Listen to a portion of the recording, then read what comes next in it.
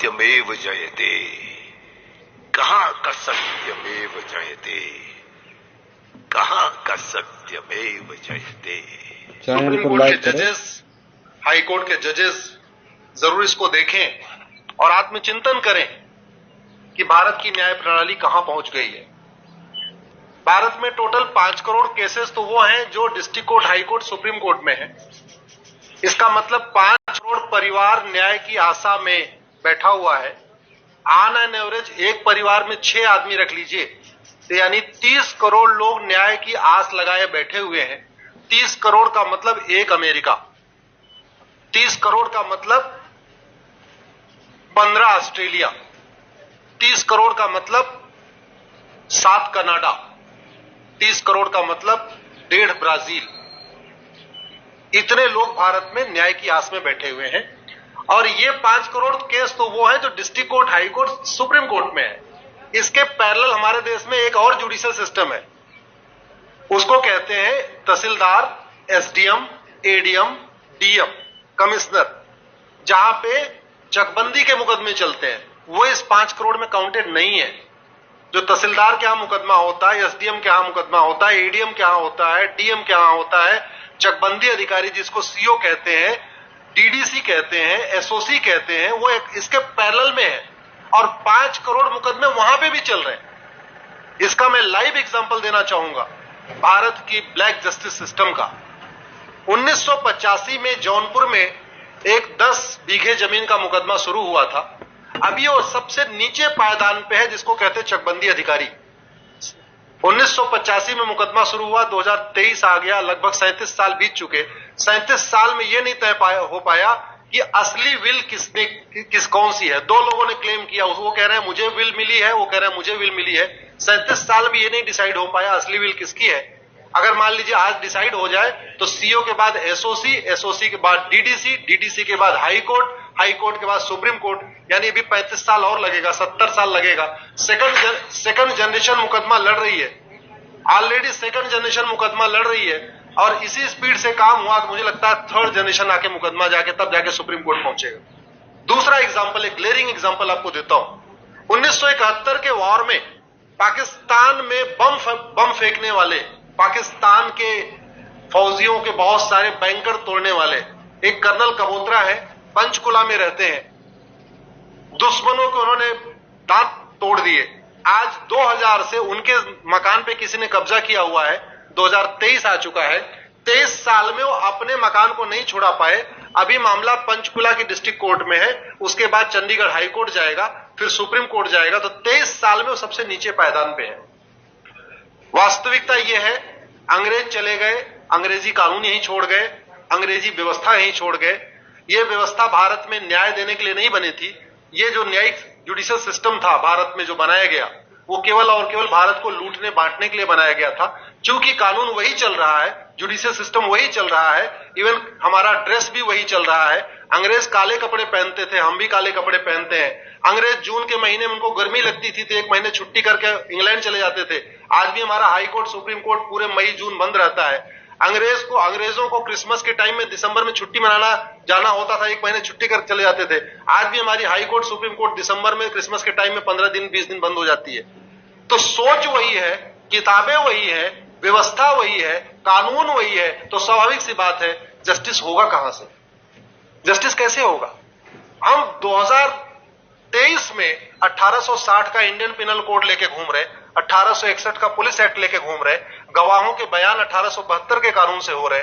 हमने सब कुछ वर्ल्ड क्लास कर लिया, लेकिन अपने जस्टिस सिस्टम को कंपेयर करने की कोशिश ही नहीं किया। जितने में एक एयरपोर्ट बनता है, एक एयरपोर्ट बनाने में 25,000 करोड़ की लागत आती है। अगर हमारी सरकारों ने एक एयरपोर्ट की कीमत जुडिशियल सिस्टम पे खर्च कर दिया होता तो हमारी न्यायिक व्यवस्था अच्छी हो गई होती। आज घटिया, चूंकि अकाउंटेबिलिटी नहीं है, जुडिशियल सिस्टम में कोई अकाउंटेबिलिटी नहीं है। किसी के साथ न्याय हो जाए, अन्याय हो जाए, कोई फर्क नहीं पड़ता। निर्दोष को जेल हो जाए, जज की कोई अकाउंटेबिलिटी नहीं। दोषी को बेल हो जाए, जज की कोई अकाउंटेबिलिटी नहीं। लाखों लाख लोग जेल में सड़ रहे हैं, लाखों धोखेबाज भ्रष्टाचारी बाहर घूम रहे हैं। मूल कारण है ब्लैक जस्टिस सिस्टम। आपने बहुत अच्छा, आपने इस पे वेब सीरीज बनाया है और देश में world class airport, world class highway, world class shopping mall, सब कुछ वर्ल्ड क्लास बना लिया। इनफैक्ट अपना मोबाइल का डेटा सुरक्षित रखने के लिए हमारे सांसद, विधायक, जज आईफोन भी यूज करते हैं। अमेरिका का आईफोन यूज करते हैं हमारा डेटा सुरक्षित हो जाए, लेकिन भारत सुरक्षित हो जाए उसके लिए ये नहीं देखते कि जापान में कौन सा कानून है, अमेरिका में कौन सा कानून है, सिंगापुर में क्या अच्छा चल रहा है। कनाडा में रेंट का मामला एक डेट में खत्म होता है। सिंगापुर में अभी कुछ दिन पहले एक व्यक्ति के पास 900 ग्राम गांजा पाया गया, उसको फांसी हुई है। दोबारा वहां ड्रग स्मगलिंग होगी क्या? तो भारत में चाहे वो ड्रग स्मगलिंग है, माफिया राज है, ह्यूमन ट्रैफिकिंग है, इन सब के लिए हमारा जस्टिस सिस्टम जिम्मेदार है। कोई भी अपराध होता है उसमें दो पक्ष होता है, एक पीड़ित, एक अपराध करने वाला। जो पीड़ित होता है वो चाहता है जल्दी उसको न्याय मिल जाए, अपराध करने वाला चाहता है मुकदमा लंबा चले। भारत का न्यायिक सिस्टम अपराध करने वाले के साथ खड़ा है। बलात्कारी चाहता है उसका मुकदमा 30 साल चले और मुकदमा 30 साल चलता है। भू माफिया चाहता है कि गरीब की जमीन पे कब्जा कर ले, उसका मुकदमा 50 साल चले और आज की डेट में मुकदमा 50 साल चल रहा है। इसका मतलब वर्तमान न्यायिक सिस्टम बलात्कारी के पक्ष में है, भू माफिया के पक्ष में है, ड्रग स्मगलर के पक्ष में है, ह्यूमन ट्रैफिकर के पक्ष में है, नक्सलियों के पक्ष में है, माओवादियों के पक्ष में है, जो लोग देश विरोधी काम कर रहे हैं उनके पक्ष में है। 40 साल 50 साल के बाद किसी व्यक्ति ने मिलावट करके लोगों का स्वास्थ्य खराब कर दिया, उसको 50 साल के बाद सजा हो रही है। इस बीच उसने कम से कम पता नहीं कितने लोगों का और भी कर दिया। तो ये जो जस्टिस सिस्टम होता है दवा की तरीके काम करता है।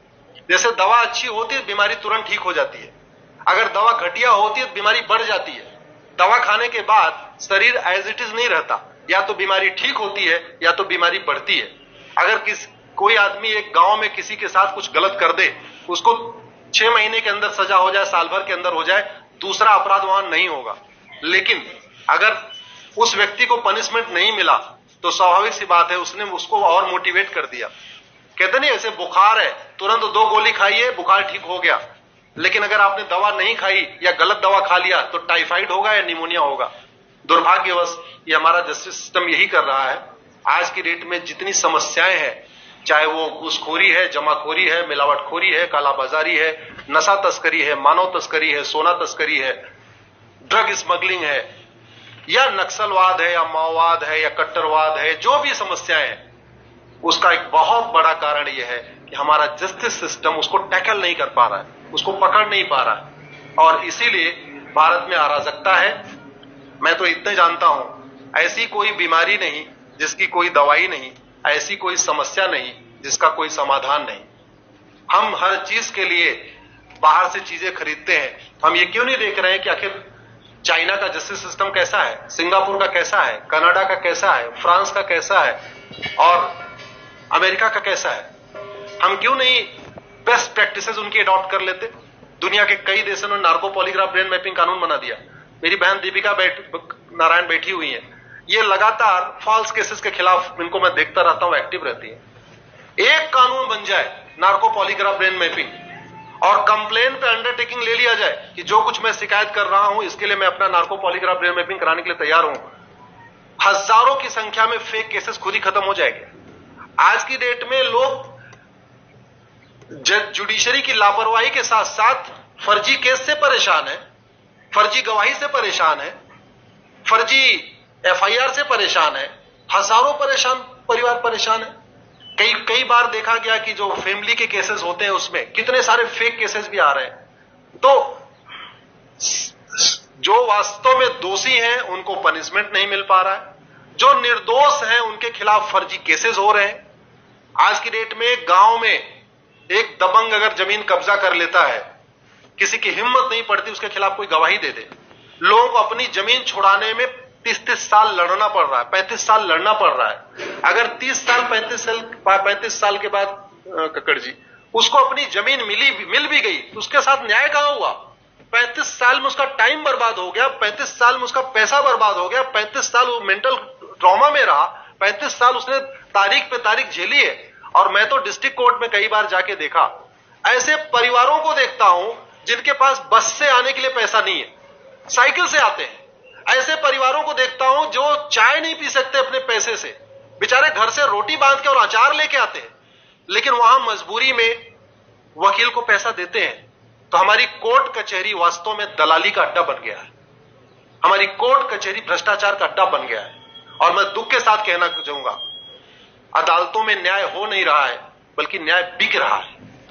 जिनके पास पैसा है, वो उन्होंने कितना बड़ा क्राइम किया हो, मर्डर किया हो, रेप किया हो, उनको जमानत हो रही है। और जिनके पास नहीं है, वो बेचारे जेल में सड़ रहे हैं। कई बार तो देखा गया, मैंने मेरे मर्डर किया एक्स अनंत सिंह ने, लेकिन एक्स अनंत सिंह बाहुबली थे, उन्होंने थानेदार को 20 लाख रुपए दिया, वो वाई अनंत सिंह को लेकर जेल में डाल दिया। नाम वही है। अब उसके बाद क्या हुआ, 20 साल मुकदमा चला और फिर सबूत के अभाव में छूट गया। तो जिसने मर्डर किया वो तो कभी जेल गया ही नहीं। एक निर्दोष जेल गया, 10-20 साल के बाद उसने अपना जमीन बेचा, सब कुछ किया, मां बाप सब कुछ तबाह हो गए, फिर वो सबूत के अभाव में छूट रहा है। तो सबूत के अभाव में अगर 20 साल के बाद छूट भी गया हो, उसका 20 साल कौन लौटाएगा? उसके 20 साल के लिए कौन जिम्मेदार है? उसके 20 साल जो बर्बाद हुआ, उसके लिए संविधान की शपथ लेने वाले जिम्मेदार हैं। संविधान के प्रियम्बल में लिखा है, हम आपको जस्टिस देंगे, हम आपको न्याय देंगे। न्याय देने की जिम्मेदारी किसकी? जिन्होंने शपथ लिया। शपथ कौन लेते हैं? जजेस लेते हैं, सांसद, विधायक, मंत्री लेते हैं। तो आज की डेट में अगर लोगों को न्याय नहीं मिल रहा है, तो इसके लिए वही जिम्मेदार हैं जो संविधान की शपथ लेते हैं। संविधान की शपथ लेने वालों को वेतन, भत्ता, गाड़ी, बंगला इसीलिए मिलता है कि लोगों को न्याय मिल सके, फास्ट जस्टिस मिले, कंप्लीट जस्टिस मिले। अनफॉर्चुनेटली कंप्लीट जस्टिस मिलने में तो 50-60 साल लग जाता है, फास्ट जस्टिस तो सपना हो गया है। इसलिए आज आपने जो ये वेब सीरीज बनाई है, मैं आपको धन्यवाद देता हूं। एक ऐसे विषय पे जिसपे कोई टच नहीं करता, लेकिन जिससे करोड़ों लोग पीड़ित हैं।